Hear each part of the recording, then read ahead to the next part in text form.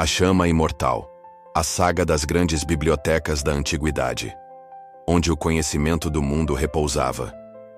Feche os olhos por um instante e imagine um mundo sem a internet, sem livros impressos, onde o conhecimento era um tesouro raro, frágil e sussurrado de mestre para discípulo. Neste mundo, em meio a impérios forjados pela espada e pela conquista, surgiram santuários de um tipo diferente. Não eram templos para deuses de pedra, mas para a divindade da mente humana. Eram as grandes bibliotecas da antiguidade, faróis de erudição que reuniram a sabedoria coletiva da humanidade sob um mesmo teto. Esta não é apenas a história de edifícios e pergaminhos. É a saga épica da nossa luta para entender o universo, para preservar nossas histórias e para acender uma chama de conhecimento tão poderosa que nem mesmo o colapso de impérios conseguiu extinguir completamente. Prepare-se para caminhar por corredores de mármore que ecoam com os fantasmas dos maiores pensadores da história e para testemunhar tanto o auge da ambição intelectual quanto a tragédia de sua perda. Os pilares da sabedoria. Nossa jornada nos leva a diferentes cantos do mundo antigo, onde a paixão pelo saber ergueu monumentos que desafiaram o tempo. A coroa do mundo. A Biblioteca de Alexandria. No coração do Egito helenístico, na cintilante cidade fundada por Alexandre, o Grande, erguia-se um sonho audacioso. A Grande Biblioteca de Alexandria. Fundada no início do século III a.C., pela dinastia ptolomaica, seu propósito era nada menos que divino em sua ambição: adquirir uma cópia de todos os manuscritos já escritos no mundo. Imagine-a não como uma biblioteca silenciosa e empoeirada, mas como um vibrante complexo acadêmico, o Musaeum, ou Templo das Musas. Aqui, os maiores estudiosos da época, matemáticos, astrônomos, poetas e filósofos, viviam, pesquisavam e debatiam, com salários pagos pelo próprio faraó. A aquisição de textos era agressiva e genial. Navios que atracavam no porto de Alexandria eram inspecionados, e quaisquer rolos de papiro encontrados eram levados para a biblioteca. Lá, eram meticulosamente copiados por escribas. A cópia era devolvida ao proprietário, e o original era adicionado ao acervo. Foi em Alexandria que Eratóstenes, com uma precisão espantosa, calculou a circunferência da Terra usando apenas varas e a sombra do Sol. Foi lá que Euclides escreveu Os Elementos, o texto de geometria que definiria a matemática por mais de 2 milênios. A biblioteca, em seu auge, pode ter abrigado mais de 500 mil rolos de papiro, contendo obras de Homero, Platão, Aristóteles e incontáveis outros que hoje estão perdidos para sempre. A sua destruição não foi um evento único, mas uma morte lenta e dolorosa.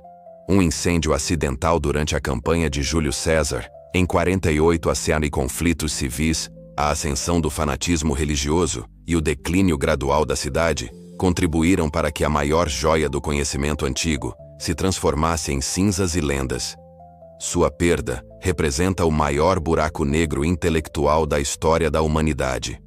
A rival de Pérgamo. Inovação e pergaminho. No topo de uma acrópole íngreme, na cidade de Pérgamo, na atual Turquia, floresceu uma biblioteca magnífica, a grande rival de Alexandria.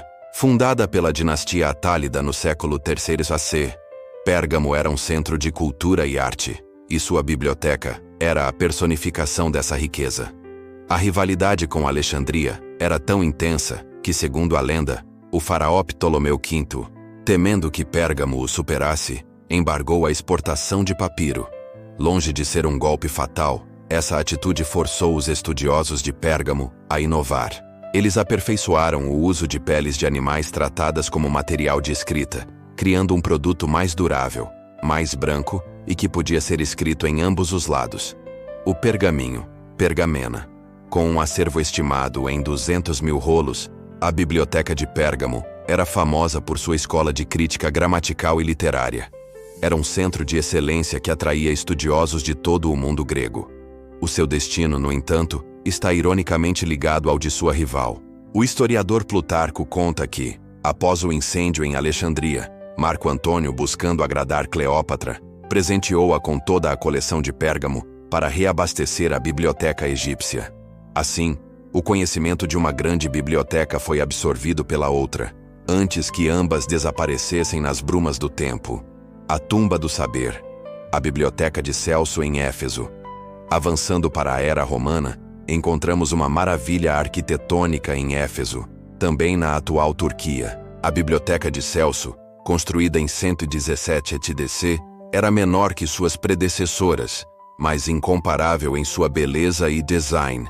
Não era apenas uma biblioteca, era também um mausoléu monumental, construído por um filho em homenagem a seu pai, Tibério Júlio Celso Polemeiano, um governador romano que foi sepultado em uma cripta sob o edifício.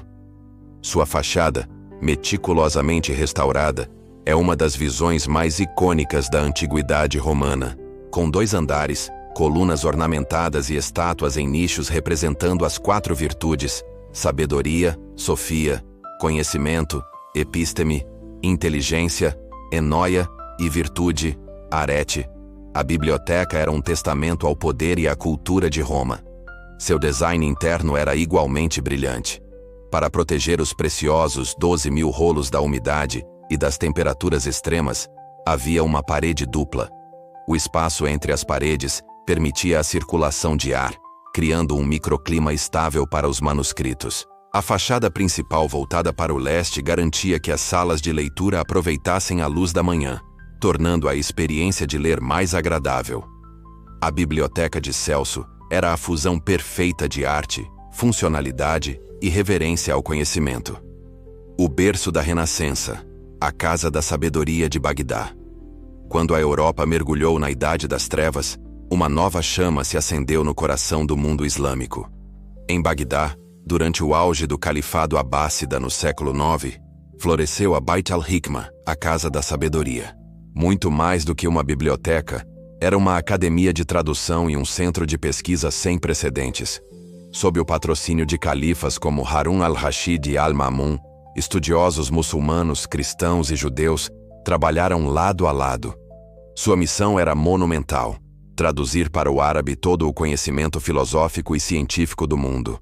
Obras de Aristóteles, Platão, Galeno, Ptolomeu e Euclides foram salvas do esquecimento.